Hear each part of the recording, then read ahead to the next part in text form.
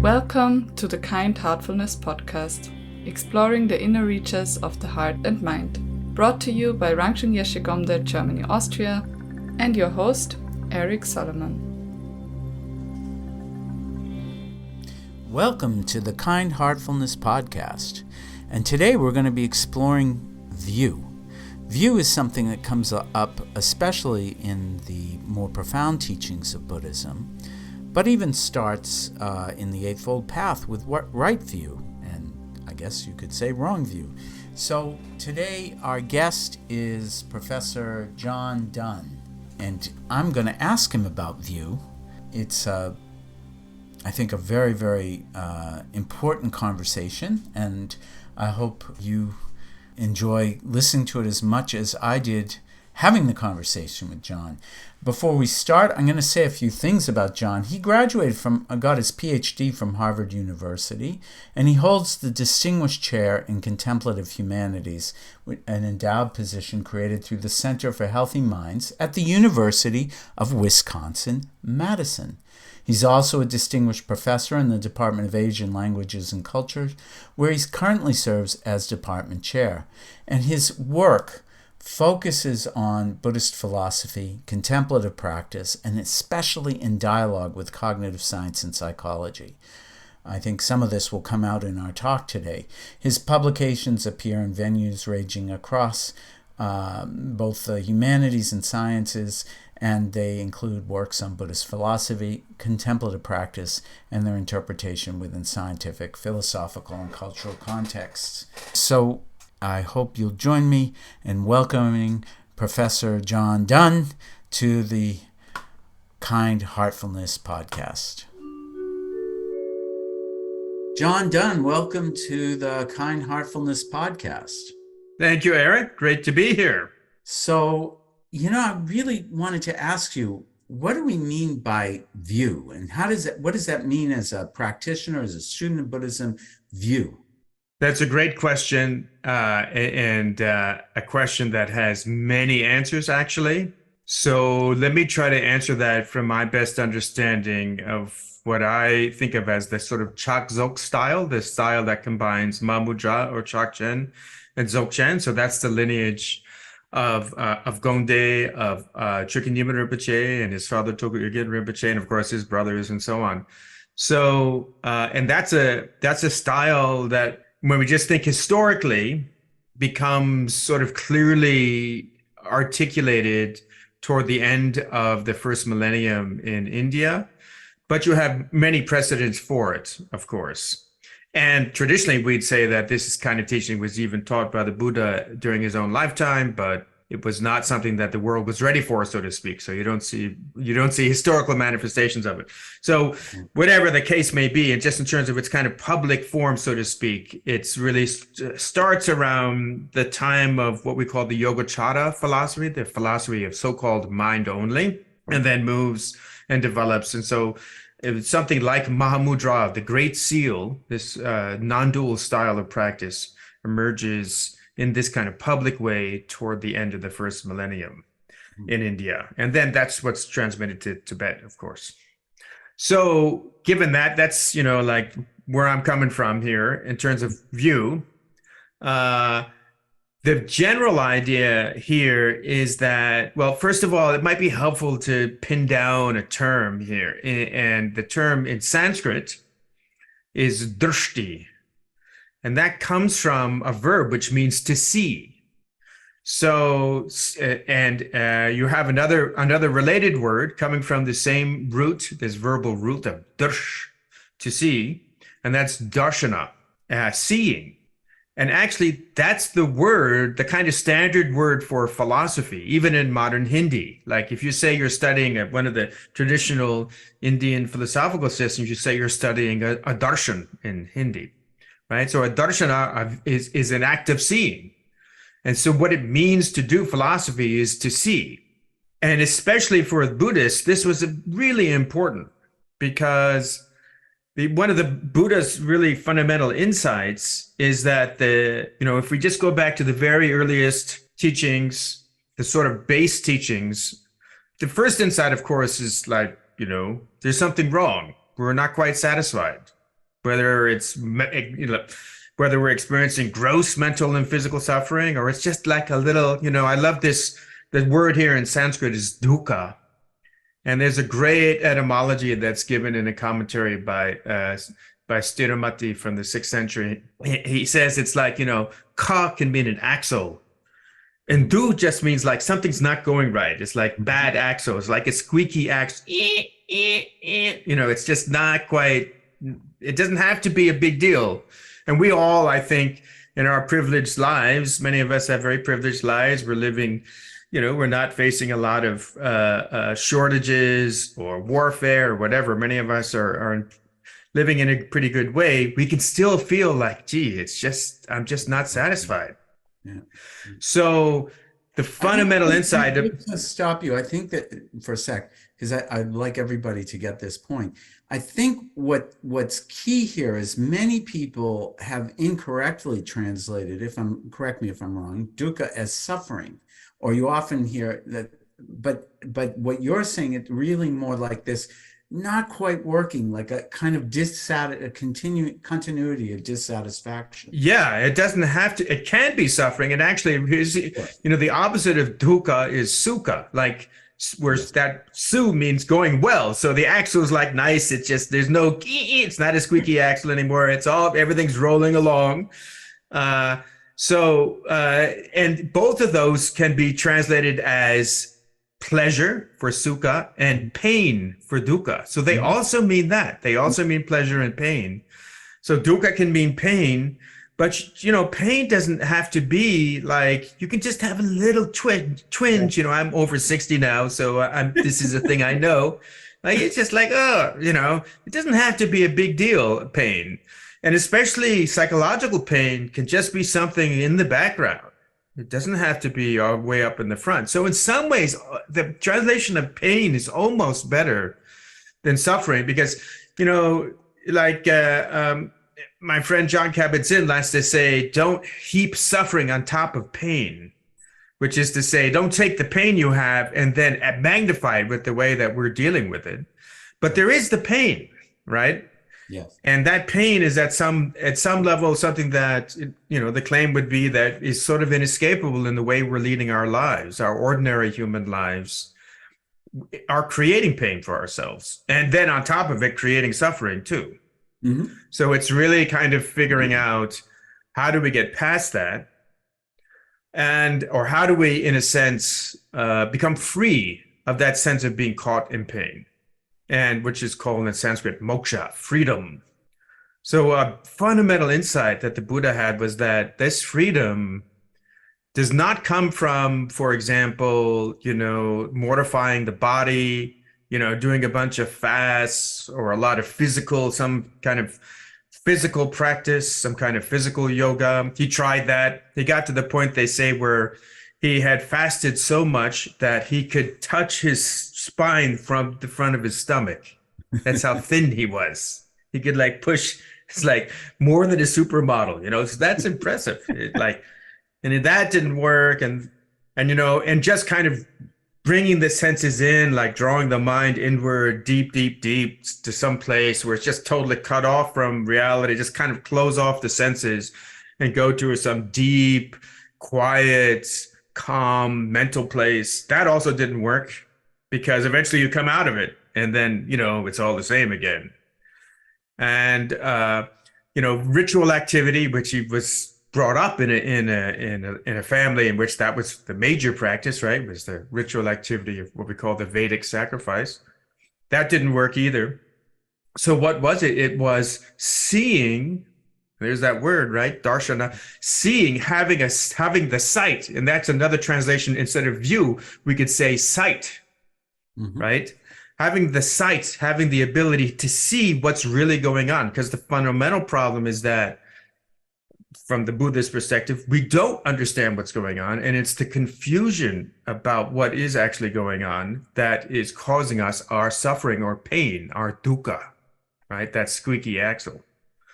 So that's the key. It's like we're going to, and one term that's used here in Sanskrit is And I'm speaking about Sanskrit because these are kind of the origins of the philosophies that then go to Tibet. They're originally in Sanskrit. One term that's very helpful, I think, is yatha bhuta darshana, which means to see darshana, things as they truly are, yatha bhuta. So in many ways, that's the starting point of Buddhist practice, is to see the way things really are, because the seeing the way things really are is going to eliminate the confusion that's causing our pain and suffering. But one of the things we get in the West, we have a kind of habit, in some ways maybe an unfair habit if you look at the large history of philosophy,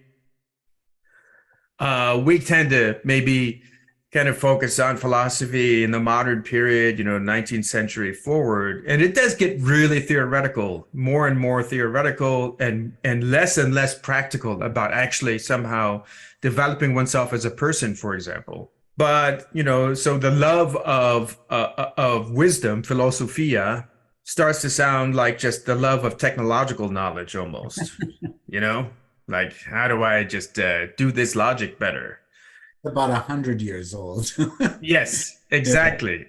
Yeah. And so that's, and understandably, that doesn't sound like it's going to do anything for me. And maybe it wouldn't, certainly, it helps us do all kinds of practical things, but maybe solving the problem of pain and suffering, that more logic isn't really the key.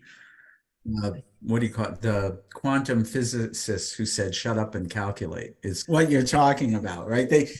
No one understood what does it say about the universe, and the response is just shut up and calculate. Because yes, and I think that I'm very happy to say, here's a plug for someone who's become an acquaintance and colleague to a certain extent, Carlo Rovelli, the Italian quantum physicist. Yeah, he's great. Yeah. And done a couple of things with him. In his book, Helgoland, he actually talks about Buddhist philosophy and a particular philosopher I'm going to mention in a minute or two, Nagarjuna.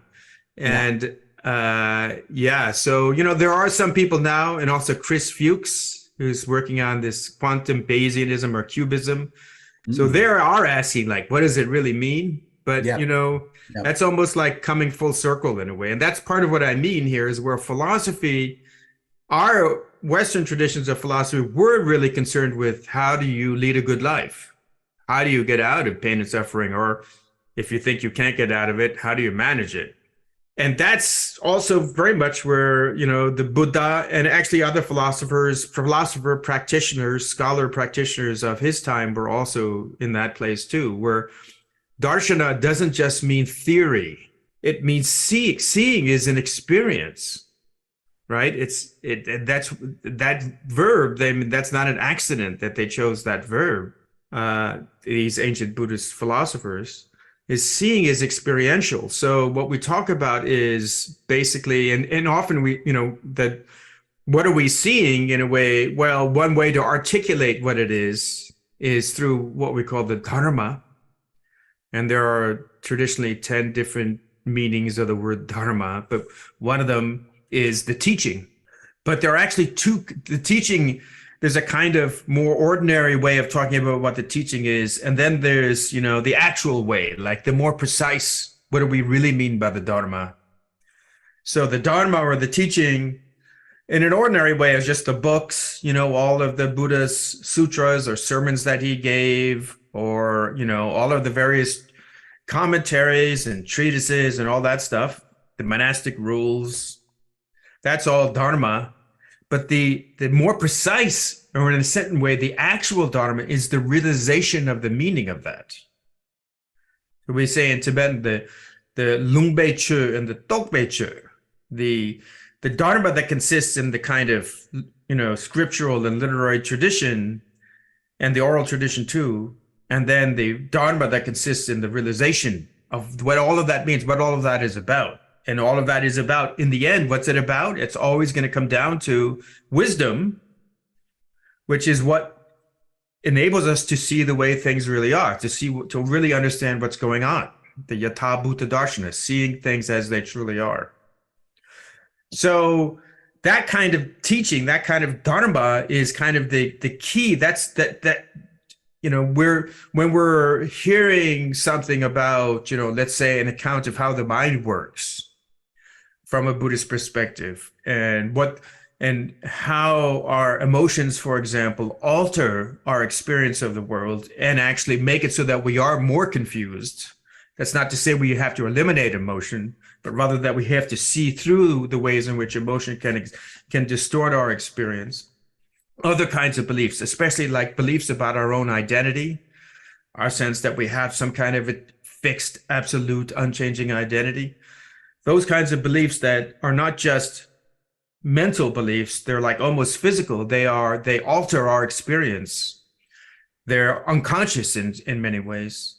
That those kinds of beliefs need to be removed by something that sees the truth that they are actually occluding, right? That they're hiding. And that's what wisdom does, seeing the way things truly are. So all the words, whether it's technical accounts of the way the mind works in Buddhism, or, various kinds of scriptural evocations, descriptions of practices, of meditations, whatever they might be, all of them really are important. They're not beside the point. I mean, we need them. But if all I have is the words, then I'm missing the point. It's not just the words. I need also, beyond those words, I need the realization that those words are trying to point to. So the view, really, in the end, is also, we can say, the view, and it has these two aspects. One of them is this kind of articulation of a series of theories, of philosophical analyses, and not just philosophy, actually. You can call it psychology, about, how, for example, like, if I'm really angry at something, how does that affect my cognition in ways that actually are unhelpful? So that's really more of a psychological theory than a philosophical one, right? Like cognitive science. So there's all that stuff, and that stuff is extremely important. But it's, in the end, it's got to come to the view that is the experiential view, where what all of that is about, it doesn't just remain at the level of theory. It becomes actual experience, and even what we call realization. So that's a kind of starting point for view. But there is a complexity about it, which is, of course, that, especially in the Chakzok tradition, the view is that there is no view.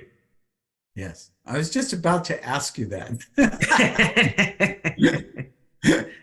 Right. Actually, I just to help maybe people a little bit, I heard one of my teachers a long time ago explain to me this way, the progression, because it does start with some kind of, you have to understand something usually in order for experience and then realization to take place. He says, think of it as a little V that grows into a big V. That realization is this. So there's a kind of gradual progression as first you understand something, then you begin to taste it, and then finally it becomes unbroken realization. I found it really helpful in some way beyond the words.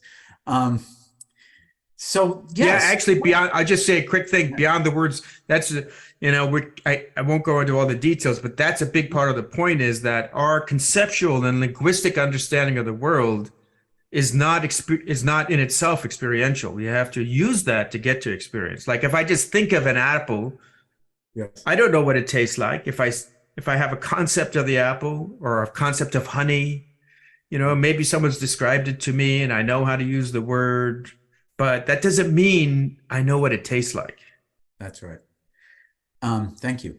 So then let's talk about what is the unique characteristics of this Dzogchen Mahamudra view that you were hinting at a little bit a few moments ago.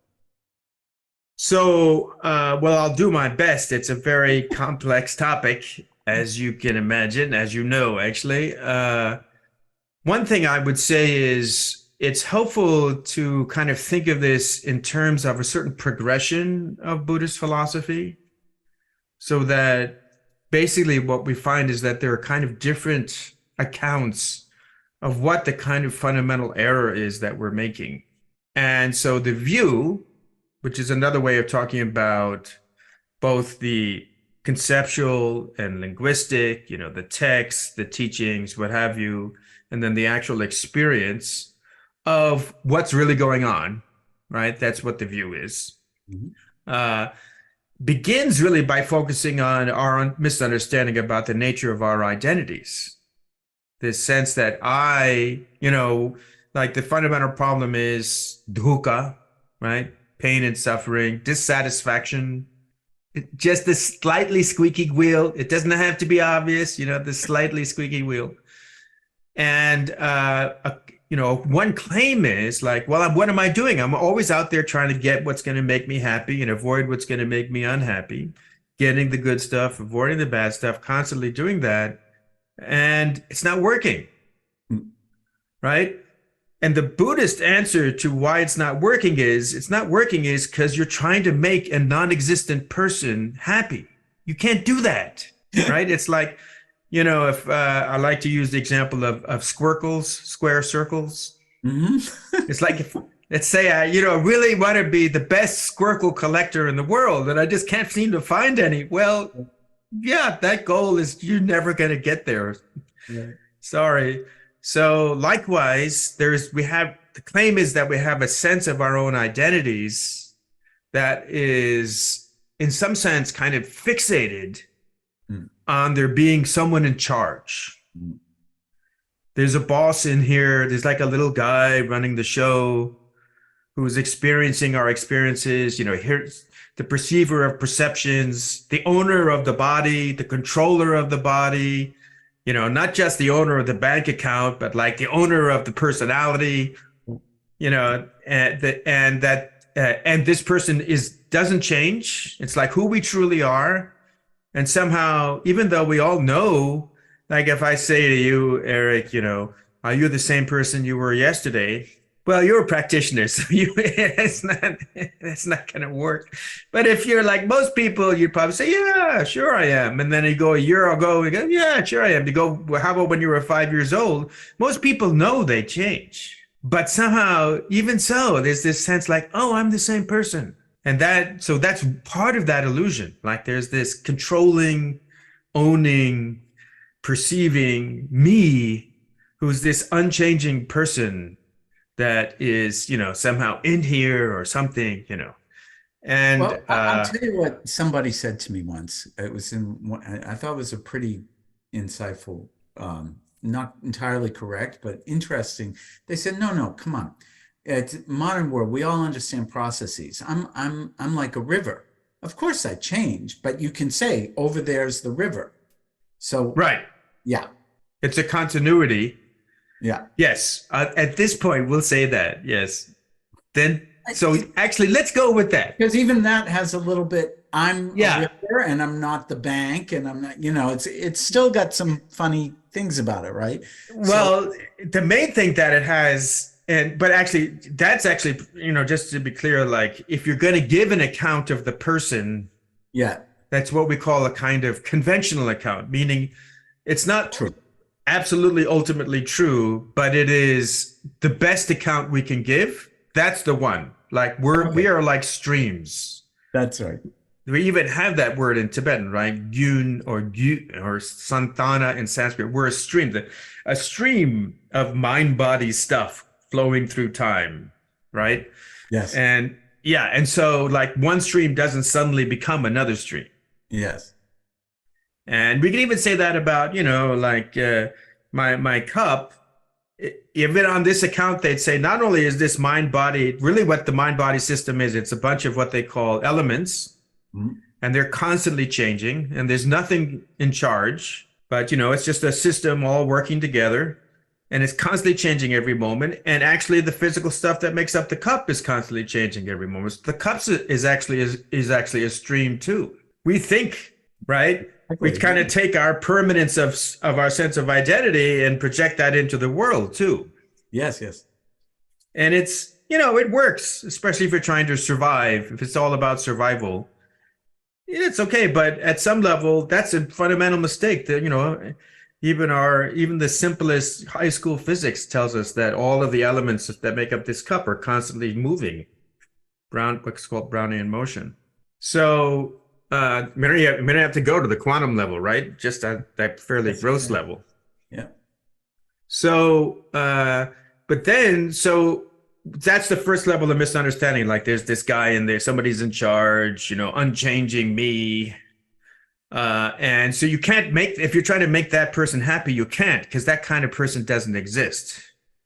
And I can't go through the arguments now, but it's actually logically impossible for a person like that to exist. Mm-hmm. It doesn't make any sense. One way to say it is a person like that is totally unchanging. So I guess I am going into an argument, a short one. A person like that who's totally unchanging couldn't perceive anything, because perception is about coming into relationship with things. So I come into relationship with the cup, and now I can see it, and then, my sensory system comes into relationship, and then not. And if the real seer is some unchanging me, they can't change. This requires change. Like the seer comes into relationship and now doesn't. So either, I would always see the real me would always see the cup, or would never see the cup. But it can't be like sometimes I see the cup, sometimes I can't. Because the real seer, the real me, can't change. So it's just like, it's completely, either the real me is basically completely unconscious, yeah. or that's a silly idea. And I go for silly idea. So fair enough. So then there's that stream, right? Yeah. And that kind of gets to the next level of inquiry, you could say, which is where Nagarjuna comes along, this great first, second century Buddhist philosopher who has a whole kind of treasury, you could say, of teachings. And historically, they become manifest around that time, maybe a little before. Traditionally, there's a claim, which is actually not that implausible, even from an historical standpoint, like an academic historical standpoint, that there was a kind of stream of teaching that didn't really take off publicly because it was too challenging. So basically, the idea here is that stream itself, like the stream flowing by, or we even say the cup, there's really okay, fine. It looks like it's stable, but actually it's in constant motion. But there are all those atoms and stuff there, right? And Nagarjuna says that our need to kind of have a sort of foundation or an anchor or the thing that's truly real, like, okay, it's actually, it looks like it's stable, but it isn't. But there's something really there. Yeah. There's like, some fundamental stuff, whatever it is, quarks or blah, blah, blah, or, there's something there, right? Something's really there. So everything's okay. Because like, if something's not really there, then I can't predict what's going to happen next, right? Then I'm like, I can freak out. So there's got to be something really there, right?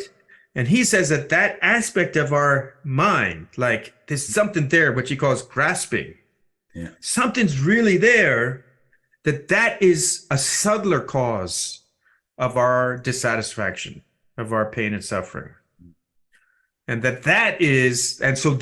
so basically his philosophy, which would take more than just a few minutes we have left to go through, but his philosophy is basically that the very idea that there's this kind of ultimately real absolute stuff is incoherent, because to be ultimately real, absolutely existent, is to exist in a non-dependent way, to exist like just in itself. You can't, like if I say what the cup is really, if I end up talking about something else, let's say, well, the cup is really a bunch of atoms, carbon atoms. And I say, what's a carbon atom really? Well, a carbon atom really is just a particular configuration of electrons and protons and neutrons. And I say, what's an electron really?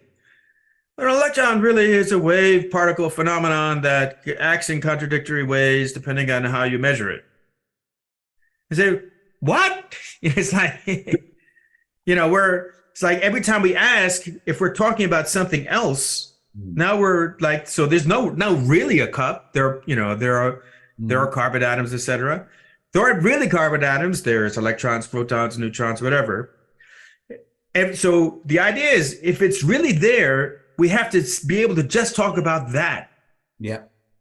So what you're saying is, when we really look at the cup, in whatever way we break it down into its parts, and you used the idea of atoms, electrons, and so forth, that eventually we get to a point where we say, well, I just can't quite pin it down. I can't say where it is and where it isn't. And that's what we mean. This unfindability, I think, is what you're trying to say. That's what Nagarjuna is pointing out.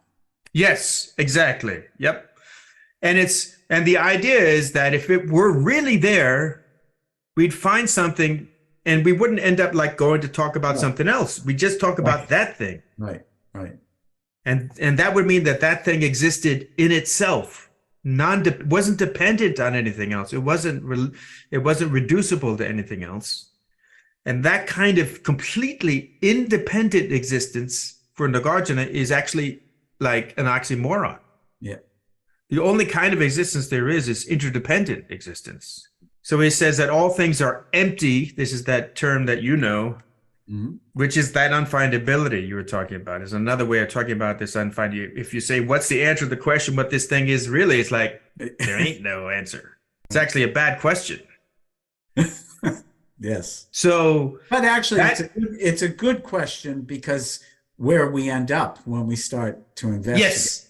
Right. Actually, you're right. It's totally a good question, because it's a question that brings out our unconscious level of grasping, just the assumption that, oh, there's a reality, out there or whatever. And yeah, that's right. It's a very important question. But we come to learn that it's a question that it's like saying, what color are squircles? Yeah, that's right. That's a very good example. Yeah. It's like, oh, okay, let's find out. And that's a good. So anyway, the end point of Nagarjuna's theory then is that theory is that there is something experiential, which is an experience of all things as being completely empty of this kind of fixed absolute identity, and therefore completely relative, interdependent. Mm-hmm. So he has this famous statement in his best known text, Yaha praticca samutpadam shunyatam tam prachakshmahe. We say that emptiness, we the philosophers of what's called the middle way school, the Madhyamaka school, we say that emptiness is interdependence. But it means to be empty of a fixed identity, of this absolute kind of, enclosed identity, is to have a relational identity. So that opens up a whole can of worms in a way. So now we're like, okay, so what's our view in the end for Nagarjuna is every time we're trying to, the act of creating views, creating theories about things is part of this, where's the real thing? Where's the real thing? And so he says the view that I'm trying to tell you is, or actually what I'm trying to teach you to do something, which is to abandon all views, Savardrashti Prahana. Give up the idea that, we have to give up the idea that we're going to find the absolute true theory about reality, because that very idea is confused. Because theories are just as relational, as interdependent, as context dependent as everything else. So no view can be the absolute God's eye view of the theory of the universe. That's an oxymoron. It's an incoherent position. That doesn't mean we can't have theories, but we just don't have these grand absolute final truth theories. And every time we're going there, we're back in that habit of grasping. It's a very nice way to say it. I find that in the end, what I learned the little bit that I studied this, I definitely haven't studied to the degree that you have, but I did it as a computer programmer. So I like the logic, right? And what I realized is, once you get the sort of the meta logic of his logic is, if you want to say that, is whenever you say expound a theory of how things are, there's a way to determine the obvious logical inconsistency of your theory, and that all those kind of theories have an irresolvable logical point, which makes it Yes. like a house of cards. And I think that was kind of like, oh, it's almost like stops everything for a moment when you. Yeah. And I mean, I think this is something that we were talked a little bit about quantum physics and mathematics, that this is in some ways the fundamental problem there, that when you try to create a theory that's in effect a kind of closed system, it can be internally consistent, but then it stops being predictive. Well, I think that maybe there's a few bugaboos with science, and although I come from a science and math background, so it's funny to say that, but there's a few. And one really big one is this unshakable belief that there's some kind of absolute thing that everything can be measured against. And it turns out that that's relatively true. Perhaps it turns out that that's not relatively true, but I think what quantum physics might be pointing out is it's not absolutely true. And right. So, not all quantum physicists, as you pointed out, are ready to go there, but some people definitely are. As I said, like Chris Fuchs, Carlo Rovelli, I'm sure many other people. Yeah, I don't know. Thank you for the tip. I'm gonna Rovelli. I read Helgoland. Yeah, that's a great book.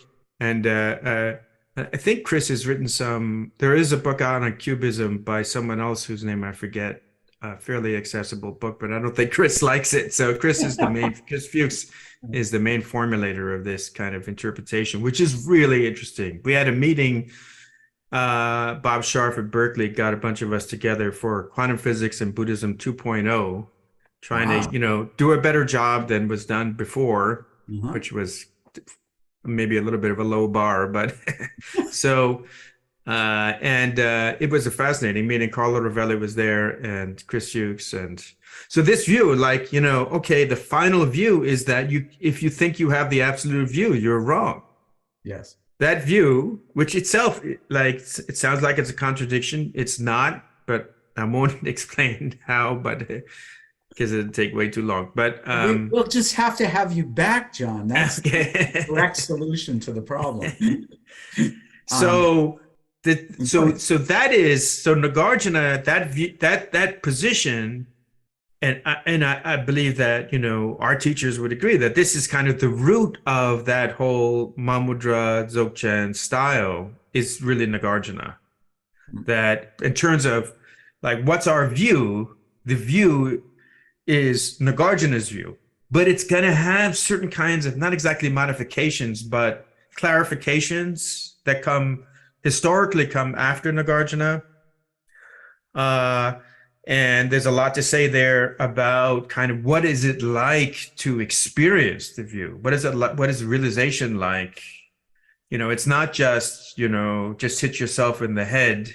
Like, I don't know if you know that movie, I Heart Huckabees, but there are these great scenes where they meet some, like spiritual teacher and she teaches them, just hit yourself in the head with a ball. Like, no, Tugor many years ago gave me this teaching because I asked him some question about, not having thoughts. And is that what he was trying to teach? And he said, well, no, that's really simple. All you need is someone to stand behind you with an iron bar. And every time you wake up, they just hit you over the back of the head.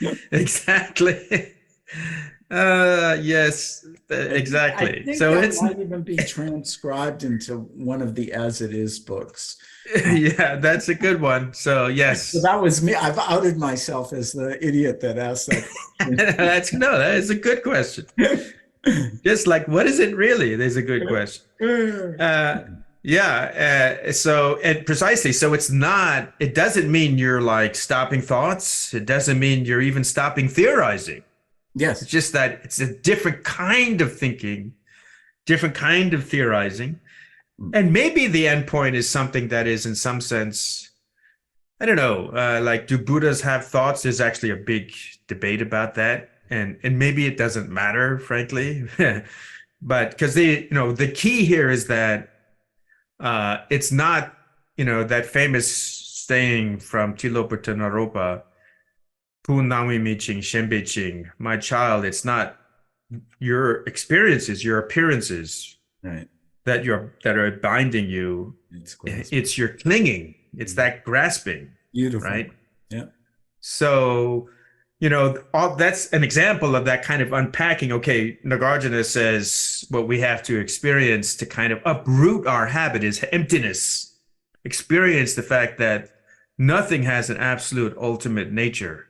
Nothing, we can't experience the unfindability. But what's that like? What is it like to experience that? And does it mean I'm experiencing a thing like an object? But then that already seems to be, in a sense, creating an entity that has a kind of something I can grasp onto. Yeah. If this idea is again emptiness, if we say the ultimate nature of all things is emptiness, and then I turn that into like a thing that I'm going to know, and that's my theory now. My theory is that, right? The emptiness theory. Nagarjuna says, now I'm incurable. Like if you turn emptiness into your theory, into your view, now that's it. You're really in trouble. Because it's basically a kind of nihilism. Yes. So, there's so many more details that have to be unpacked after one comes to that point, to that position. But in many ways, view really comes down to that, is like this, not being a conscious, right? Not just someone standing behind. I love that, hitting you in the head every time you have a view. But rather this, experience of that sheer interdependence, whatever that means, without any place to hang your hat. No like foundation, no like, oh yes, that's the real thing. There it is. Like none of that, right? Yes. So what that, so that's the view. So the philosophy. The view is then, on the one hand, the philosophy that's trying to get us there, Nagarjuna and others. Yeah. And then it's also, but then especially, like, that's the sort of, like more kind of conventional way of talking about what we mean by the view. But the actual view is the experience, the realization, experience and realization of what all that's pointing to or not pointing to. And, so that's, in words, that's, pretty much what I could say about what the view is. Well, thank you. I think that's terrific. And it's a pretty, I asked you a really difficult question, I think. And, yes, you did. and I apologize, but I think that you've done a marvelous job. It's in a very short time. I think you said quite a lot, and it's probably worth listening to what you said a couple of times. There's so much, it's very rich. And I want to just thank you for taking the time to share all that with us. And I do think there's more to say, so I do hope you'll come back. Well, there is, I'd be happy to. And there is, of course, we, as there's the view, and then, but this is in a triad of view, meditation, and conduct. Yes. Right? Dagom je in Tibetan. So, a really big question is, especially, what's the relationship among those? Especially, what's the relationship between view and meditation? Yes. And those things get very, yeah. But anyway, not that I can answer that, but but maybe we can explore it a bit in another conversation. I hope so. So thank you, and I look forward to our next chat. All right, thank you. Thanks very much, Eric. Thanks for listening. If you have enjoyed today's podcast, we like to invite you to continue the journey into the heart of enlightened mind at gonde.eu.